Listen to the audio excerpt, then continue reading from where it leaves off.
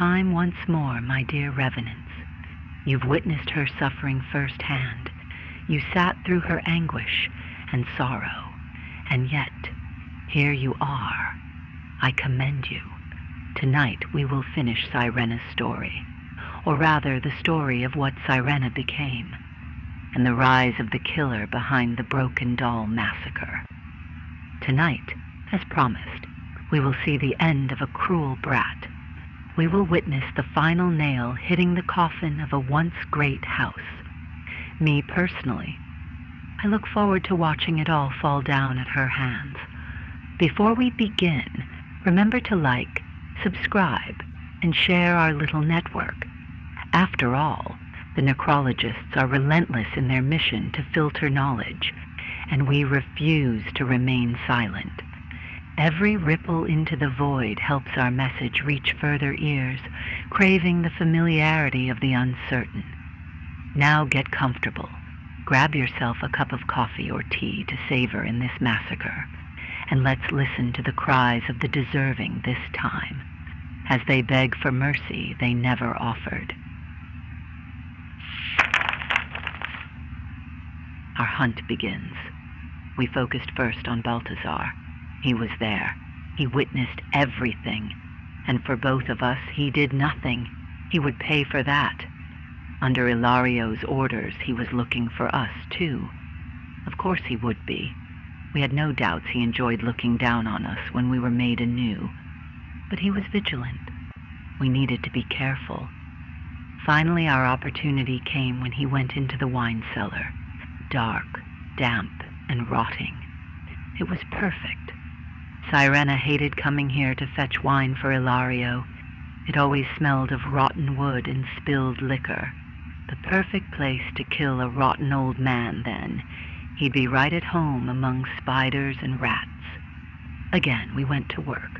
We made noise where we needed to in order to draw his attention. The darkness of the cellar was once our friend when we needed to get away. Tonight, she was our accomplice. Syrenna, he called. Is that you? Master Ilario is looking for you. He almost sounded concerned. Almost. But we knew that voice too well to be fooled by such tricks. We shattered a dusty decanter against a wall by us.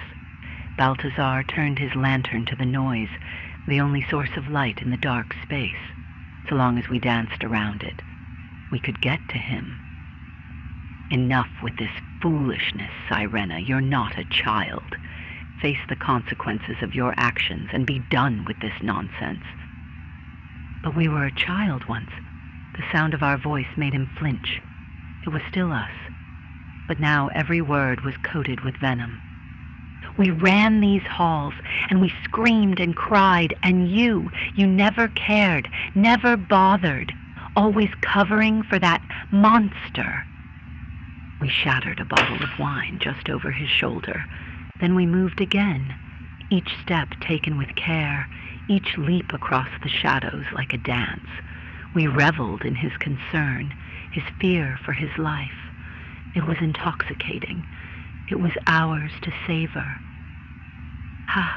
He was the young master, and now he is the master of the home. I couldn't just disobey him? He kept turning and shifting the light. It made the last few steps harder to reach him, but not impossible. We tossed another bottle across the hall, shattering against the wall across the cellar. He flinched again and turned to the noise. That's when we had him. Low and swiftly we rushed to him, slicing his legs at the ankles from behind and pressing the knife to his throat. You could have stopped him. You could have spared us. And you chose not to. He will pay for what he did, but you will pay for what we went through under your watch. He pleaded, he cried and begged, much like we did. We didn't care. No, we were long past caring. We drove the knife deep into his throat, slowly. We carved our pain and sorrow into his flesh. Unlike the dolls, his blood was red, as crimson as the spilled wine at our feet. He twitched and gurgled his last words in our arms. It could have been an apology. It could have been cursing our name for all we cared. He was dying now, and we felt unbothered. We felt the thoughts of Evelyn, worried, guilty, and surprised that we could do such a thing. We felt the thoughts of Syrenna, her anger, her joy at killing the one who ignored her. But we felt calm, serene. We held no malice, not Syrenna's rage, not Evelyn's regret. We simply stood over Balthazar's body. After he was dead, the voices in our head quieted. There was only us now, and our handiwork before us. And we knew our masterpiece was looking for us in return. It was time to appease Evelyn. It was time to appease Syrenna. It was time to slay a monster, and for once, make things right. For the next several hours, we played our cat and mouse game with Ilario as we saw fit. Again we painted the walls of the cellar with Balthazar's blood. You will not hurt us again. As far as we could tell, there were only 2 other dolls between us and him. To us, that simply meant we had 2 more messages to deliver. As far as we could tell, Halbrecht wasn't around, and to an extent, we were glad he wasn't. Halbrecht tended to us when everyone else turned their backs or didn't care. He was the only one to treat us as a person, at least more so than the others. We didn't want to kill him, but if he stood between us, we would not hesitate either. We played with Ilario when we found him. We led him this way and that. We were precise now, confident even. Whenever he thought of leaving the house, we gave him just enough to chase to keep him inside. Reading him was an easy task. His pride wouldn't allow him to lose control in his own home. Not of his toys. Not of us. And we toyed with his pride, as he did with our innocence. Again we killed another doll, dead and her blood our paint. Your toys are broken. We are not. This time we led him to our work. We would make noise down the end of the hall. Oh, how angry he was that we did not beckon to his call. Down the halls once more where he would chase us. Into the rooms where he would corner us. But now we chased him. We would be the ones to revel in his pleads. You think this will scare me? Broken, wretched things. That's all they are. That's all you are, Evelyn. You hear me? A broken toy. Oh, he was getting angrier. A part of us felt that fear once more, hearing his voice so loud. But we remained serene. He may have been the thunder, loud and boisterous. But we were the lightning now, striking before the noise, and his threats would not shake us again. We knew he was afraid. He didn't leave the side of his last doll. A dog always barks the loudest when their bite is weakest after all. But this complicated things. We knew what he was doing. He wanted us to kill the doll first, and then he would claim us. We knew better. Then play with us. A broken toy for a crooked master. We called to him, and his response was swift. He chased after us again, and again we led him to where we wanted. It was time he knew this was our game, not his. We led him to the study where he had his way with Syrenna. In Evelyn's room we announced ourselves. In here, we would end it. He wasn't far behind, and finally the trap was sprung. There was no way out of the study other than the door, and we wanted him to think we were cornered.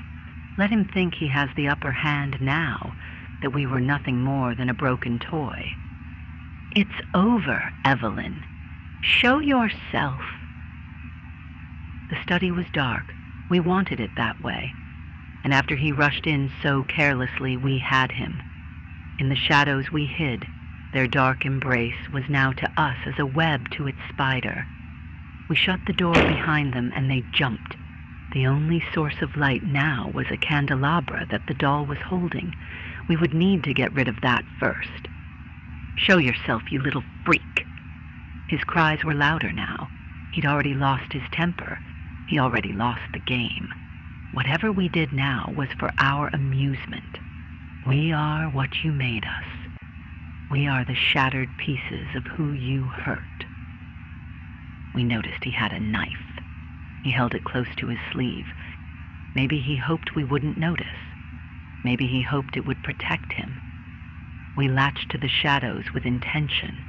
The room was not large, but the furniture helped to hide our movement as we circled them.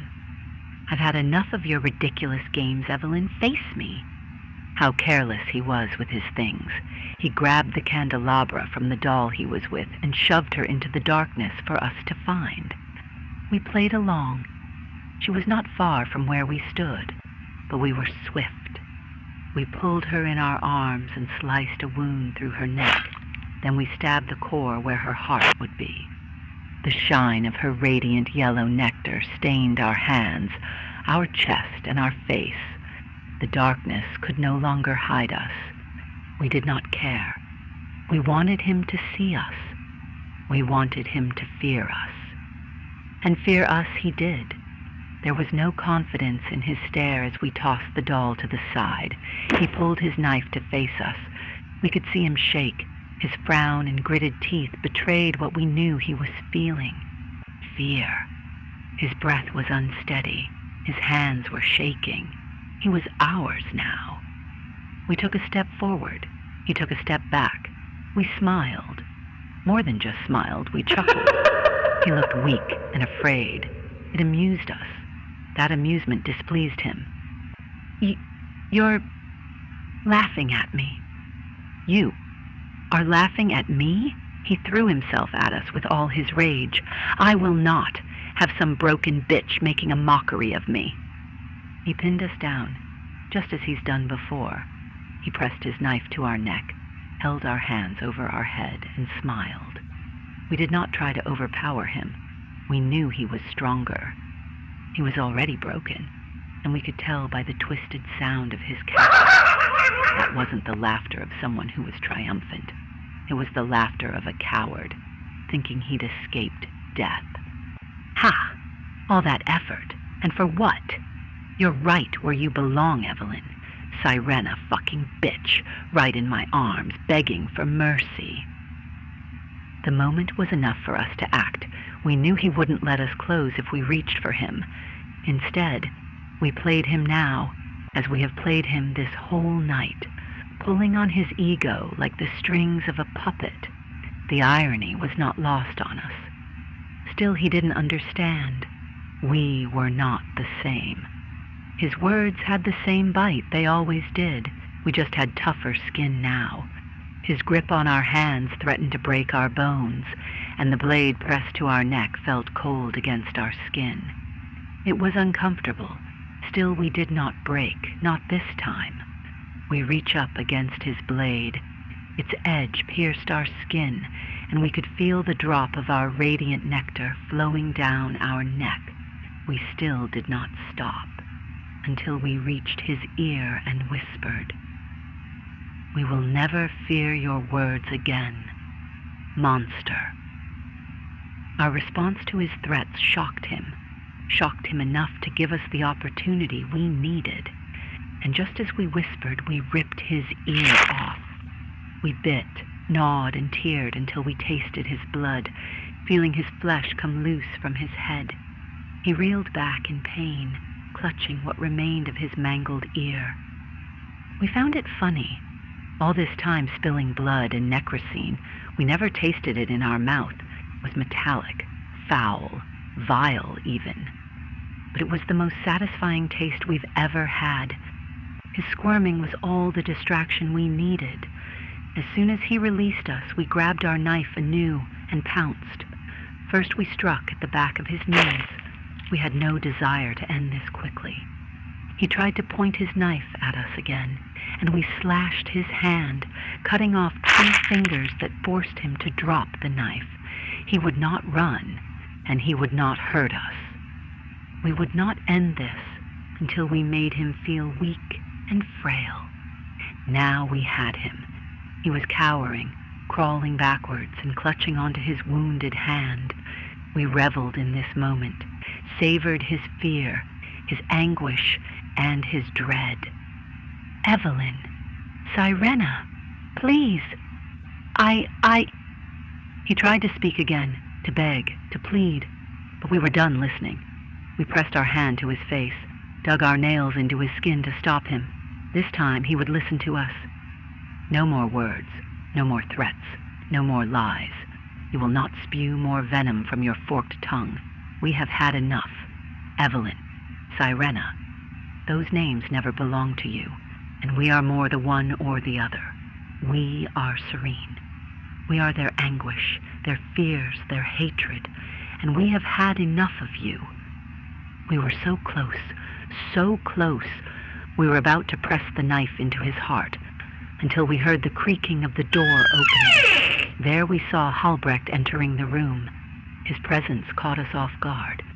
We expected him to be gone by now, driven away by what we have done. But we froze. It wasn't fear what we felt.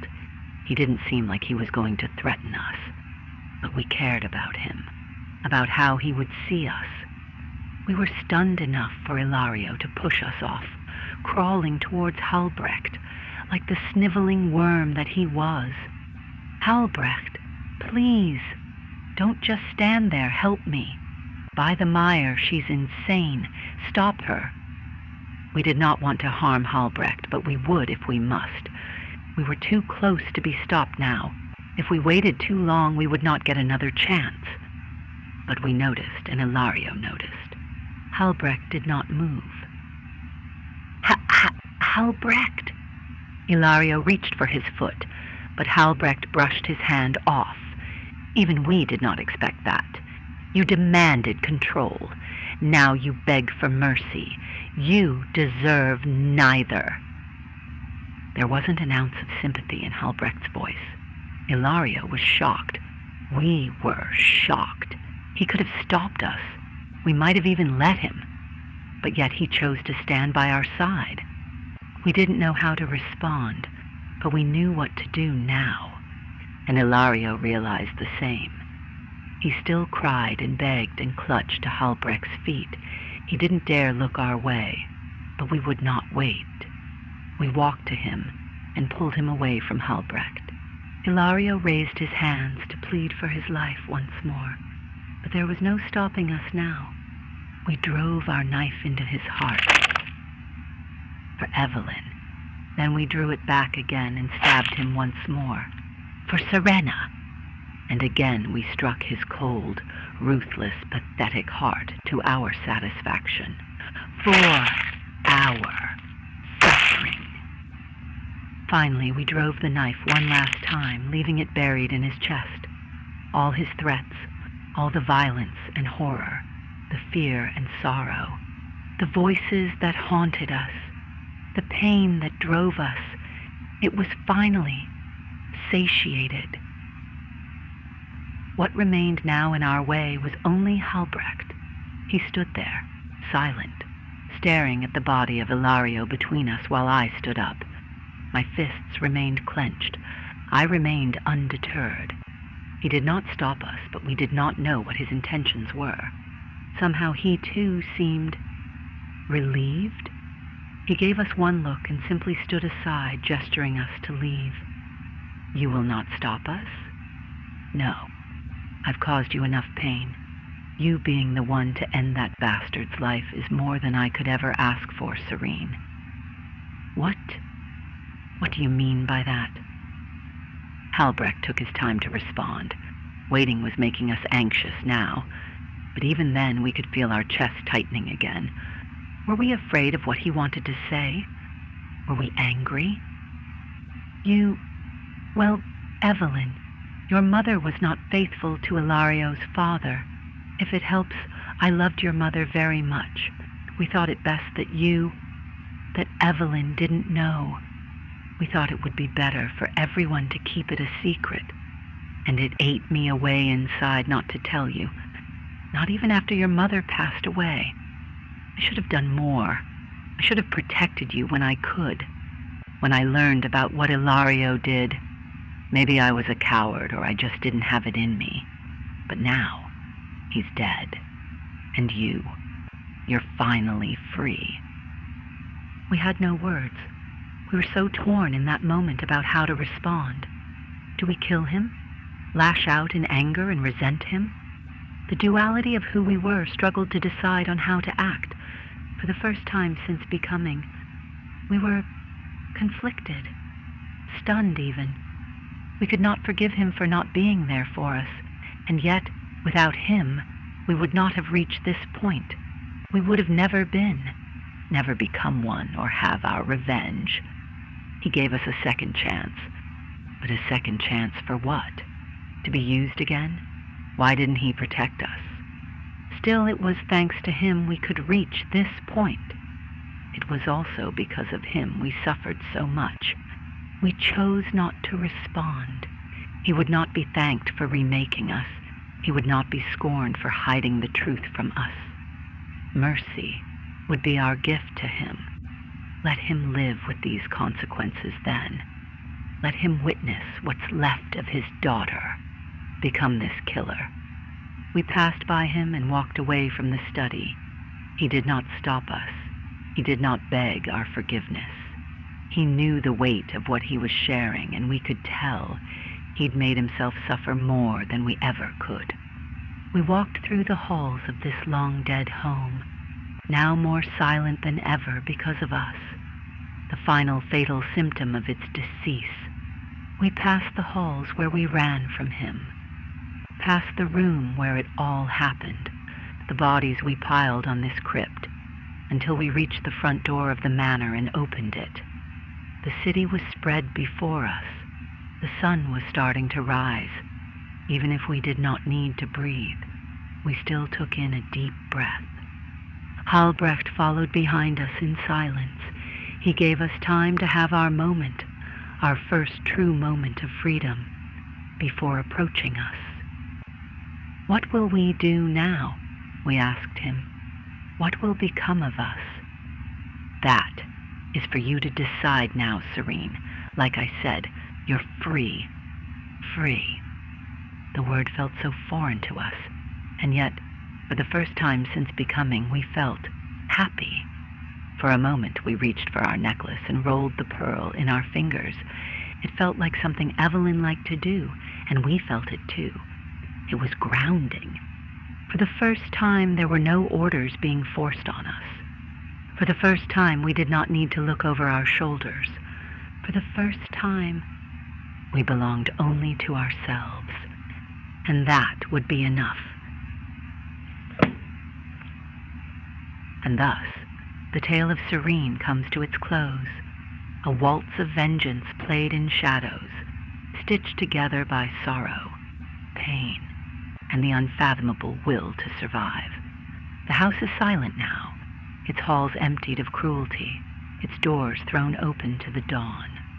And for the first time she walks free, not as a creation, nor a victim, but as Serene, born of anguish, and put together by crooked pieces. What becomes of her next we cannot say. That, dear listener, is a future unwritten. That doesn't mean we won't see our crazed killer again. You've been listening to another episode of the Tales from the Adavilios archives, brought to you in proud defiance of silence and censorship by the Obsidian Council. If this tale stirred your blood, fractured your heart, or lit a candle in your curiosity, we implore you, like, share, and subscribe to our transmissions wherever they may echo. And should you wish to walk deeper into the mire, to light lanterns in the darkest corners of our world, and have a hand in choosing which tales rise next from the depths, we invite you to join our esteemed supporters on Patreon. Your patronage breathes life into the whispering halls of these stories and grants you the keys to rooms few others may enter. Next time, dear listener, the decision is not ours to make. For the first time, we descend into the unknown at the behest of our patrons, a tale chosen by them, unveiled by you. Until then, mind the doorways, watch the mirrors, and remember, the most dangerous monsters are the ones we let live